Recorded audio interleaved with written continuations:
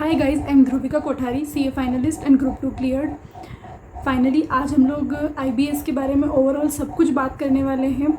और वीडियो को स्टार्ट करने से पहले आप लोगों से रिक्वेस्ट है कि आप लोग चैनल को सब्सक्राइब कर दो और वीडियो को लाइक कर दो। आप लोगों को अच्छी लगे तो आप और अपने फ्रेंड्स के साथ में शेयर करना, बिकॉज अभी स्टूडेंट्स को काफ़ी ज़्यादा डाउट आ रहा है क्योंकि आईबीएस नया सब्जेक्ट आया है और पता ही नहीं चल रहा है इसके अंदर कि क्या सब्जेक्ट की बुक्स लेकर जानी है, बिकॉज ओवरऑल सब कुछ इसके अंदर हमको कवर करते हुए चलना है। सो मैं आप लोगों को इसके अंदर 3 पॉइंट डिस्कस करने वाली हूँ। सबसे फर्स्ट हमारा रहेगा कि कौन कौन सी बुक्स, कौन कौन सा मटेरियल हमको वहाँ पे कैरी करके जाना है एग्ज़ाम में।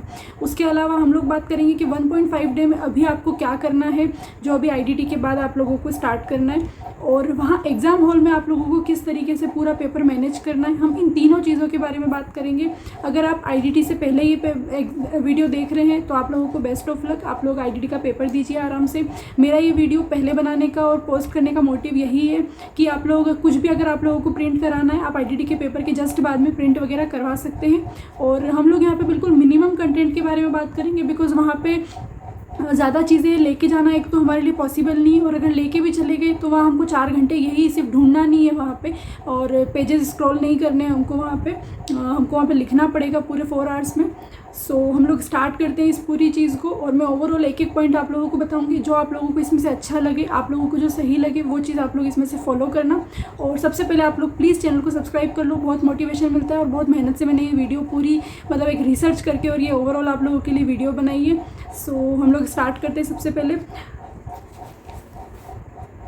हम लोग यहाँ पे स्टार्ट करते हैं। एक तो हमको बुक्स क्या क्या वहाँ पे लेके जानी है और क्या क्या चीज़ें हमको फॉलो करनी है उसके बारे में पहले हम सब्जेक्ट वाइज डिस्कस कर लेते हैं। उसके बाद मैं आप लोगों को इंडेक्स के बारे में बताऊंगी कि इंडेक्स आपको किस किस की मतलब किस किस सब्जेक्ट की लेके जानी चाहिए, और मैं टीचर्स भी आप लोगों को सजेस्ट कर दूँगी। और जो भी उसके अंदर कंटेंट होगा वो मैं ट्राई करूँगी कि एक गूगल ड्राइव का लिंक आपको नीचे दे दूँ डिस्क्रिप्शन में वीडियो के, सो आप देख लेना। उसके अंदर मैं कोशिश करूँगी कि जो भी सारा मटेरियल है वो मैं आपको एक जगह पर प्रोवाइड कर दूँ, ताकि आप लोगों को कोई भी दिक्कत ना हो उस चीज़ में, प्रिंट कराने में भी और आपको सर्च करने में भी। वो मैं ट्राई करूँगी कि एक गूगल ड्राइव का लिंक आपको नीचे दे दूँ डिस्क्रिप्शन में वीडियो के, सो आप देख लेना। उसके अंदर मैं कोशिश करूँगी कि जो भी सारा मटेरियल है वो मैं आपको एक जगह पे प्रोवाइड कर दूँ, ताकि आप लोगों को कोई भी दिक्कत ना हो उस चीज़ में, प्रिंट कराने में भी और आपको सर्च करने में भी। सो सबसे फर्स्ट हम लोग देखते हैं एफआर के लिए। एफआर के लिए आप लोगों को एक तो आपकी जिससे भी आप पढ़ रहे हो वो आपको कॉन्सेप्ट बुक लेके जानी और क्वेश्चन बैंक लेके जाना। कोई भी आलतू फालतू चीज़ लेकर मत जाना जिससे आप पढ़ रहे हो। सबसे फर्स्ट बात, एक तो जो भी टीचर आके या जो भी वीडियो अगर मैं खुद भी बना रही हूँ, मैं इसमें अगर किसी और का नाम ले रही हूँ, बट आपको ऐसा है कि आपने जिससे पढ़ रखा है आप उसी की चीज़ फॉलो करेंगे। अदरवाइज़ आप लोग वहाँ पे मतलब सिर्फ ढूंढने में रह जाएंगे चीज़ों को, आप अपना माइंड यूज़ ही नहीं कर पाएंगे। सो आपने जिससे भी एफआर पढ़ी, सबसे बड़ी दिक्कत क्या आ रही है कि सेकंड ग्रुप वालों को इतना प्रॉब्लम नहीं, मतलब जो बोथ ग्रुप दे रहे हैं उनको इतना प्रॉब्लम नहीं आ रहा है, बिकॉज उन्होंने सब सब्जेक्ट को पढ़ा हुआ है। बट जिनका सिर्फ सेकंड ग्रुप पेंडिंग है, उनका बहुत मतलब फर्स्ट ग्रुप बहुत काफ़ी पहले हो चुका है, उनको ज़्यादा दिक्कत आ रही है इस चीज़ के अंदर। सो एफआर के अंदर आपने जिनसे भी पढ़ा है वो आप लेकर जाएंगे। एएफएम में भी सेम चीज़, आप कॉन्सेप्ट बुक जिसके अंदर सब फॉर्मूला वगैरह कवर है आप वो लेके जाएंगे, और एक क्वेश्चन बैंक लेकर जाएंगे। और ऑडिट में आप कॉन्सेप्ट बुक लेकर जाएंगे और क्वेश्चन बैंक अगर आपकी इच्छा है तो आप लेकर जाइए, अदरवाइज़ मेरा तो सजेशन रहेगा आप सिर्फ कॉन्सेप्ट बुक लेकर जाइए, वहाँ पे आपसे हो जाएगा आराम से।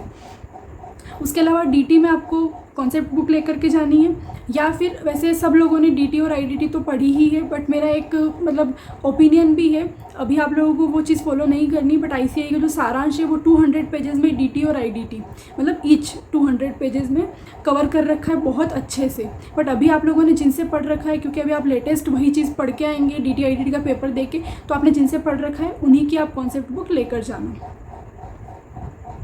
और क्वेश्चन बैंक अगर आप ले जाना चाहें, अदरवाइज़ मेरा तो रहेगा कि आप सिर्फ कॉन्सेप्ट बुक लेकर जाइए, हो जाएगा वहाँ पे आराम से। क्योंकि आप जितनी ज़्यादा चीज़ें वहाँ लेकर जाएंगे उतना आपको ही कंफ्यूज होना है, किसी और को कोई फ़र्क नहीं पड़ेगा। अगर मैं आप लोगों को 50 चीज़ें और भी बोल देती हूँ, क्योंकि कंटेंट तो बहुत है मार्केट में, तो ऐसा नहीं बोलूँगी मैं कि चीज़ें बहुत कम है। हर टीचर ने हर मतलब जो भी बना रहा है हर किसी ने डाल रखी है चीज़ें, बट आप लोगों को उतना ही लेकर जाना है जितना आप वहाँ 4 घंटे में लिख पाए, क्योंकि आपको एट द एंड आपके मार्क्स से मतलब है, आपको आपके मार्क्स चाहिएंगे वहाँ पे। उसके बाद हम बात करते हैं सेल्फ पेस्ड की। सबसे बड़ा दिक्कत अभी इसके अंदर आ रहा है, बिकॉज ये किसी ने भी ढंग से पढ़ा नहीं है अभी। तो आपको लॉ के अंदर कॉन्सेप्ट बुक लेकर के जानी, अतुल अग्रवाल ने भी बनाई है, वो उन्होंने शायद 50 पेजेस में ऐसी कुछ बना के दी है, और साथ में उनका इंडेक्स भी है, तो आप वो ले जा सकते हैं। अदरवाइज़ आपको थोड़ा और डिटेल के अंदर जाने का वो है तो आप शुभम सिंघल की भी लेकर जा सकते हैं।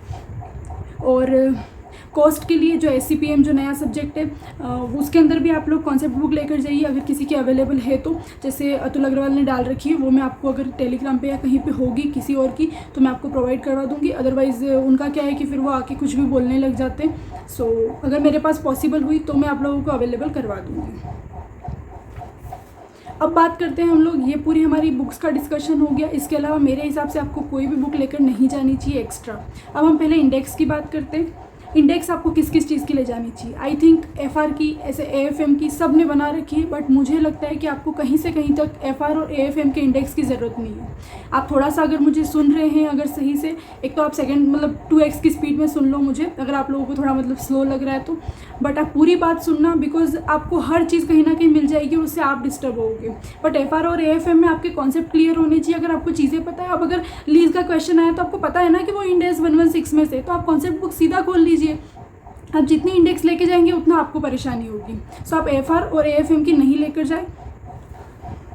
ऑडिट के लिए आप जिसका कॉन्सेप्ट बुक लेकर जाएंगे आप उसी की इंडेक्स लेकर जाएंगे, आलतू फालतू कोई भी लेकर मत जाना, अदरवाइज आप वहाँ पे डिस्टर्ब होगे। अगर आपने अतुल अग्रवाल की फॉलो की ऑडिट की बुक तो उनकी भी एक इंडेक्स है, वो मैं प्रोवाइड करवा दूँगी आपको उस गूगल ड्राइव की लिंक में। और अगर आपने शुभम केसवानी सर की फॉलो की बुक तो उसमें भी मैंने मतलब जो इंडेक्स उन्होंने डाल रखी है वो मैं आपको उसमें प्रोवाइड करवा दूँगी। DT के लिए अगर आप BB सर का फॉलो कर रहे हैं, मैक्सिमम लोग BB सर का मतलब कॉम्पैक्ट फॉलो करते हैं। सर ने बहुत प्रॉपर तरीके से बहुत अच्छी डिटेल में इंडेक्स बनाई है, आप उसको फॉलो करो, मेरा अच्छा सजेशन है। और अगर आप अतुल अग्रवाल की या किसी और की बुक फॉलो कर रहे हो तो अतुल अग्रवाल का भी किसी ने एक इंडेक्स डाल रखा है, वो मैं आप लोगों को प्रोवाइड करवा दूँगी। अदरवाइज़ मुझे किसी और का नहीं पता है अभी। उसके बाद बात आती है अब IDD की। IDD में भी अतुल अग्रवाल ने डाल रखा है एक इंडेक्स, वो मैं आपको प्रोवाइड करवा दूँगी। और एक अक्षांश गर्ग सर ने, उन्होंने भी डाल रखा है, तो मैं आपको वो भी प्रोवाइड करवा दूँगी। एंड लॉ में तो आपको मैंने बता दिया कि वो 50 पेजेस में पूरा उन्होंने डाल रखा है, तो विद इंडेक्स है वो, तो आप वो पूरा अगर प्रिंट करा लेंगे तो भी आपका काम बन जाएगा। अब आप लोग नई बहुत सारी चीज़ें प्रिंट कराने में मत लगना। ऐसा नहीं कि कोई भी इंडेक्स फॉल मतलब अपन ने प्रिंट करा ली, वहाँ लेके जा रहे हैं, वहाँ से ढूंढ रहे, वो काम मत करना। आप लोग जो है आपके पास अब उसको थोड़ा ढंग से मैनेज करना। अब बात आती है कुछ एडिशनल कंटेंट की जो आपको लेके जाना है। आपकी बात होगी, एक तो कॉन्सेप्ट बुक की बात हो गई आपकी, क्वेश्चन बैंक आपको किस किस सब्जेक्ट में लेकर जाने वो वाली बात हो गई, इंडेक्स आपको किस किस सब्जेक्ट में लेकर जानी है वो वाली बात होगी। एंड अब बात आती है कुछ एडिशनल कंटेंट की। और उससे पहले यहाँ की आपको कॉस्ट में भी कोई ज़रूरत नहीं है, मतलब जो वो सेल्फ पेस्ड वाला जो है एक सब्जेक्ट, उसके लिए भी आपको ज़रूरत नहीं है कोई इंडेक्स ले जाने की, ठीक है। अब जो एडिशनल में बात आती है, आपको केस स्टडी डाइजेस्ट लेकर ही जाना है, जो न्यू वाला है वो आपका ICAI का होगा वो। और उसके अलावा आपको RTP MTP प्रिंट करवा लेनी है, या फिर जो सिर्फ एडिशनल क्वेश्चंस का एक मतलब किसी ने डाल रखा है पूरा फाइल, वो मैं आप लोगों को प्रोवाइड करवा दूंगी। तो शायद कुछ रिपीट क्वेश्चन है तो वो उसके अंदर नहीं आएंगे और अदरवाइज़ आपके सब आ जाएंगे। और एक स्टूडेंट जर्नल, तो वो भी शायद उस एडिशनल वाली बुकलेट में अवेलेबल है, तो आप उसको मैच कर लेना एक बार, अदरवाइज़ नहीं है तो आपको वो स्टूडेंट जर्नल लेकर जानी है प्रिंट करवा के। सो उसमें से मुझे लगता है कि जो भी ये क्वेश्चन है, मुझे ऐसा लग रहा है कि पेपर मतलब इजी ही आने वाला है, कोई बहुत ज़्यादा मतलब हाई लेवल का नहीं आएगा, ऐसा मुझे लगता है। क्योंकि इतने टाइम से भी इकोनॉमिक लॉ वगैरह के पेपर काफ़ी सही आ रहे थे, और ICAI डिक्टो क्वेश्चन भी उठा के उसके अंदर डालती है। सो आप थोड़ा अच्छे से देखना इन सब चीज़ों को, और ये सब चीज़ें आपको कैरी करके ही जानी है। थोड़ा बहुत आप इसमें से कुछ अपने हिसाब से ऊपर नीचे देख सकते हैं, ठीक है। सो नेक्स्ट अब बात आती है, अगर आप लोगों को वीडियो अच्छी लग रही हो प्लीज़ आप लोग लाइक करो और चैनल को सब्सक्राइब करो। और क्योंकि बहुत सारे लोग वीडियो देख के और सब्सक्राइब नहीं करते, सो प्लीज़ आप सब्सक्राइब करो। और वीडियो थोड़ी सी लंबी हो रही है, बट आप इसको 2x की स्पीड में देख लेना, बट मुझे इसके अंदर ओवरऑल हर चीज़ बतानी है ताकि आप लोग वहाँ बिल्कुल भी कन्फ्यूज़ नहीं हो और आप बहुत अच्छे मार्क्स स्कोर करो, क्योंकि बहुत ज़्यादा कन्फ्यूजन चल रहा है हर चीज़ के अंदर। अब बात आती है 1.5 डे की स्ट्रेटेजी, आपको क्या करना है पूरा। सबसे पहले जो जो चीज़ें बताई है सब कुछ कलेक्ट कर लो, एक जगह पे रख दो, प्रिंट करा के ले आओ। सबसे पहले लास्ट टाइम के लिए मत रखना कि मैं जब जाऊंगा तब मैं प्रिंट करा लूँगा, या मैंने बोल दिया मैं बाद में प्रिंट लेता हुआ चला जाऊँगा एग्जाम में, या लेती हुई चली जाऊँगी। नहीं, आपको ये सब चीज़ें एक बार पहले देख के जानी है घर पर, ताकि आप लोगों को वहाँ पता रहे कि मुझे ढूंढना क्या है और किस में से ढूंढना है। अदरवाइज़ ऐसा होगा कि आप सिर्फ पेज पलटा रहे हो वहाँ पे, तो वो चीज़ नहीं करनी। इसलिए 1.5 डे के अंदर आपको सबसे पहले एक तो आपका मटेरियल कलेक्ट कर लो, उसके बाद आपकी जो इंडेक्स वगैरह जो भी आपको प्रिंट कराना है वो करवा लो आप। उसके बाद आप लोग एक बार इंडेक्स वगैरह से गो थ्रू कर लेना कि कहाँ पे क्या लिखा हुआ है, किस तरीके से इसके अंदर ढूंढने के लिए बता रखा है। कुछ अल्फ़ाबेटिकली है या फिर केस स्टडी वाइज है, कुछ क्वेश्चन के नाम के हिसाब से है, जैसे भी है, मतलब वो आप प्रॉपरली एक बार आपकी इंडेक्स अच्छे से एक बार देख लेना। उसके बाद जितनी भी कॉन्सेप्ट बुक वगैरह ले जा रहे हो, अगर आपके पास पहले टाइम है, आप लोग थोड़ा सा एक सिर्फ पेज पलटा लो ताकि पता रहे कि हाँ कहाँ पे क्या लिखा हुआ है, क्या था। एक थोड़ा सा वापस एक रीकैप हो जाएगा, FR SFM सबका एक थोड़ा बहुत वो आपको हो जाएगा। बाकी तो आपको वहाँ पे सब चीज़ लेकर जानी, इसलिए कोई प्रॉब्लम नहीं है। देन अब बात आती है कि आप लोग मतलब जो भी केस स्टडी, अब जो न्यू केस स्टडी जो जर्नल वाली RTP MTP की, ये आप डायरेक्ट जाके वहाँ पे ढूंढने लगोगे कि मैं किसी की भी इंडेक्स से ढूंढ लूँगा, नहीं होता है। लिटरली बोल रही हूँ मैं, नहीं होता है वहाँ पे। मैंने भी इकोनॉमिक लॉ का एग्ज़ाम दिया है, मुझे पता है कि वहाँ पे ढूंढने से कुछ नहीं होता, अपना माइंड यूज़ करना पड़ता है। अगर एक बार कोई चीज़ देखी हुई है, चाहे वो नाम देखा हुआ है, थोड़ा बहुत उसके अंदर का एक अपन ने पूरा केस पढ़ लिया, आप आंसर मत पढ़ो चलेगा, आप एक बार क्वेश्चन ज़रूर पढ़ के जाना। और हर क्वेश्चन के आगे आपका जैसे DT का है, आपने DT लिख दिया, IDT लिख दिया और FR लिख दिया, AFM लिख दिया, इस तरीके से। मैं इकोनॉमिक लॉ में जब हमारे एक्ट वगैरह थे तो मैं डायरेक्टली वो लिख देती थी कि भाई IBC का है या फिर PMLA का है, जो भी है। मतलब अभी तो पूरा सब्जेक्ट वाइज है तो आप उसको लिख देना, ताकि आप लोगों को वहाँ पे भी थोड़ा इजी रहेगा उस चीज़ का। और एक वहाँ जैसे ही एग्जाम में क्वेश्चन आएगा, आपको लगेगा हाँ मैंने ये कहीं तो पढ़ा है, तो आपको ढूंढने में थोड़ा इंटरेस्ट भी आएगा। अदरवाइज आप सिर्फ वहाँ पे पता नहीं क्या ढूंढ रहे हो, आपको पता ही नहीं चलेगा। ठीक है, उसके बाद अगर आप लोगों को टाइम मिलता है, अतुल अग्रवाल सर ने ना थोड़ा बहुत मतलब एक ओल्ड केस स्टडीज़ भी बहुत सारी डाल रखी है उनकी, मतलब जो एक उन्होंने IBS का पूरा कंपाइलेशन बनाया है उसके अंदर क्वेश्चंस का जो, तो उसके अंदर तो आप अगर वो प्रिंट करके आपकी इच्छा आप अगर ले जाना चाहो, मैं तो प्रेफर नहीं करूँगी आप लोगों को, बट फिर भी अगर आप लोगों की इच्छा है आप ले जाइए। बट उससे भी पहले आप घर पर भी अगर आपको टाइम मिलता है, आप उनको भी एक बार गो थ्रू कर लो, ताकि आप लोगों को पता रहे कि किस टाइप का क्या क्वेश्चन वगैरह आने वाला है। बस इतना आप लोगों को 1.5 डे के अंदर करना है। मतलब आपको याद कुछ नहीं करना है, बट चीज़ें जो भी आपके पास आप वहाँ लेके जाएंगे, आपको पता होना चाहिए किस बुक में क्या लिखा हुआ है, कहाँ पे क्या है, और मुझे इसको पूरा किस तरीके से मैनेज करना है वो। ओके, सो फाइनली ये 2 चीज़ें हो गई। अब लास्ट हम जो डिस्कशन करेंगे वो है हमारा कि एग्ज़ाम में जाते टाइम हमको क्या करना है, एग्ज़ाम में बैठ के हमको उस 4 आवर्स में किस तरीके से सब कुछ मैनेज करना है। फर्स्ट थिंग मेरी बात हो गई कि आपको पूरा मतलब जो भी मिनिमम बुक्स कैरी करके जानी है, वहाँ पे कोई भी आप फालतू का मटेरियल नहीं लेके जाएंगे, सबसे फर्स्ट थिंग। उसके अलावा वहाँ पे अगर आपको कोई एक सेपरेट टेबल मिल जाती है, आप थोड़ा सा जल्दी जाना वहाँ पे 5-10 मिनट, और कोई भी एक सेपरेट टेबल बाहर अगर आपको मिल जाती है, आप अपने पास में ला के रख लो। वहाँ पे रखने देते हैं, हमने इकोनॉमिक लॉ में रखा है इसलिए मुझे पता है। अगर वहाँ आपको अलाउ करते तो आप रख लेना, ताकि आपको बहुत कन्वीनियंट हो जाता है उस चीज़ से। तो ढूंढने में चेयर नहीं, टेबल रखना, ताकि ईजी रहेगा थोड़ा सा।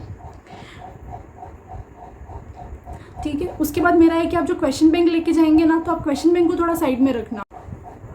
एंड एक और चीज़ जो मेरा कहना है कि आप लोग AFR और AFM की जो आप क्वेश्चन बैंक लेके जाएंगे उनको थोड़ा अलग रखना, बिकॉज आपको उनकी ज़रूरत तब पड़ेगी जब आपको लगता है कि हाँ ये क्वेश्चन मैंने कहीं देखा हुआ है या मुझे इस टाइप से इसको सॉल्व करना है, तो उसको आप थोड़ा अलग रखना एक बार के लिए। वो कॉन्सेप्ट वगैरह को एक साथ रखना और इंडेक्स को एक साथ रखना, ठीक है। उसके बाद एक तो आप लोग ना बिल्कुल इंडेक्स पे डिपेंडेंट मत हो जाना। ऐसा नहीं कि आपने बस पेपर हाथ में लिया, जैसे ही आपको आया 1:45 बजे 1:45 पे आपको पेपर आया और आपने बस सीधा इंडेक्स से बस सर्च करना चालू कर दिया, वो चीज़ मत करना। थोड़ा सा दिमाग लगाना अपना खुद का, उसके बाद उस इंडेक्स पे जाना। अदरवाइज सिर्फ ढूंढने में आपका टाइम निकल जाएगा। और 4 आवर्स कोई बहुत ज़्यादा नहीं होते, वहाँ पे 100 मार्क्स का पेपर करना भी बहुत भारी पड़ता है, ज़्यादा अगर चीज़ें होती हैं हमारे पास तो। ठीक है, उसके बाद आप लोगों को पूरी केस स्टडी पढ़ने से पहले आप नीचे के एक बार क्वेश्चन पढ़ना। एक्चुअल में आपको मालूम पड़ेगा कि सच में ये मतलब क्या पूछना चाह रहा है इस क्वेश्चन के अंदर और किस किस सब्जेक्ट से रिलेटेड है वो। ठीक है, उसके बाद आप लोग थोड़ा सा मतलब मेरा ऐसा मानना है, मतलब मेरा ऐसा ओपिनियन रहेगा कि आप लोग जो सेल्फ पेस्ड वाला जो अगर किसी में आता है सब्जेक्ट और क्वेश्चन आता है वो वाला, तो आप उसको अवॉइड करने की कोशिश करना। अगर मतलब 5 केस स्टडी आती है और आपको एक उसमें से हटानी, तो आप प्रेफर करना कि आप वो वाली हटाओ, ताकि आपको उसके अंदर ज़्यादा दिमाग नहीं लगाना पड़े, क्योंकि बिकॉज आपने दूसरी सब सब्जेक्ट पढ़ रखी है अभी, तो आपको उसके अंदर इतना प्रॉब्लम नहीं आएगा और वो तो करनी ही पड़ेगी। और फिर भी अगर 2 केस स्टडी आ जाती, मुझे लगता है कि एक ही आएगी, बट फिर भी हो सकता है कि अगर 2 आती है तो उसमें से एक ही आपको अटेम्प्ट करनी है, एक वाली जो है वो छोड़ देना आप लोग। फिर भी आप लोगों को लगता है कि आप कंफर्टेबल है तो आप कर सकते हैं। और उसके बाद मैं बहुत बार बोल चुकी हूँ, बट फिर भी आप लोग वहाँ लिखने पे फोकस करना। होता है ये चीज़, मेरे साथ भी हुआ है, वहाँ 4 घंटे भी हमको कम पड़ते हैं, क्योंकि हम लिखने में मतलब कम फोकस करते हैं और हम सिर्फ मतलब ढूंढने में रह जाते हैं चीज़ों को। तो आपको टाइम बाउंडेशन का भी थोड़ा सा ध्यान रखना है और उसके अकॉर्डिंग ही कोई चीज़ सर्च करना और लिखना। ठीक है, और अगर आप लोगों को किस चीज़ पे कॉन्फिडेंस है, आपको पता है कि हाँ यही है, तो आप डायरेक्टली वो चीज़ लिखने लग जाना और मार्क्स के अकॉर्डिंग लिखना। डिक्टो चीज़ें लिखने की कोशिश मत करना। अगर पूरा प्रोविज़न है, आप सोच रहे हो कि पूरा मैं कॉपी कर दूंगा, कॉपी करने में भी टाइम लगता है और काफ़ी टाइम लगता है। एक दिमाग से फिर भी स्पीड में ज़्यादा लिख पाते, कॉपी करने में टाइम लगता है चीज़ों को, तो मार्क्स के अकॉर्डिंग लिखना। उसके बाद अब कुछ बिल्कुल लास्ट चीज़ है आप लोगों के लिए कि आप लोग 100 मार्क्स का पेपर अटेम्प्ट करेंगे। पहले से ही सोच के जाना 100 मार्क्स का पेपर अटेम्प्ट करना है, तो ही आप 60-70 आप स्कोर कर सकते हैं, अदरवाइज़ आप सोचना ही मत, ठीक है। और उसके बाद इसमें आप लोगों को 100 मार्क्स का पेपर कैसे करना है, मैं आप लोगों को 2 ऑप्शन बताती हूँ। एक तो आप लोग ऐसा करना कि 2 कोई भी बेस्ट केस स्टडीज़ जो आपको लगती है कि हाँ मतलब मेरे को बहुत अच्छे से आती है, सबसे पहले वो करना। उसके बाद जो 2 है उसके आप कुछ पार्ट वगैरह जो आपको लगते हैं उस अकॉर्डिंग आप करना, और बाकी के पेजेस छोड़ देना, लास्ट में जो समझ में है वो लिख के आ जाना, ठीक है।